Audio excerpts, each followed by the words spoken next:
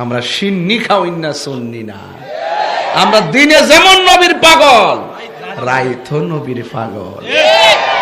কি জন্য আপনারা অনর্থক এই কথাগুলো বলে সাধারণ পাবলিকের মেজাজ নষ্ট করতেছেন?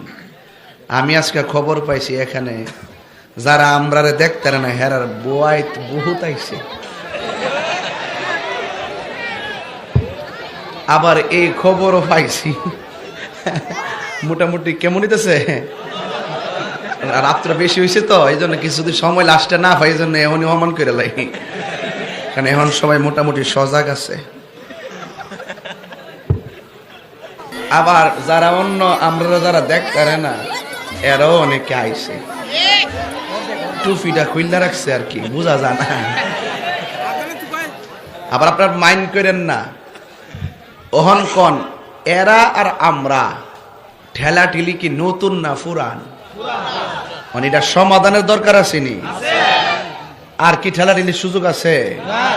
আজকে যদি ঠেলা ঠেলিটা আমরার মধ্যে না থাকতো, কোনদিন ইসরায়েলের গুন্ডা বাহিনী ফিলিস্তিনে একটা বোমা মারতে পারতো না।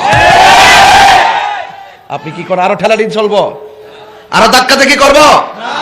আসেন বেরতলার দরজাটা খুলেন, মাদ্রাসার দরজাটা খুললা কন তাহির হিসাব আইন, আমরা লোকে বইন, আমি জামু ওইলা আমারে বুঝাইয়া নিবেন, নাইলে আপনারা বুঝা আইবেন।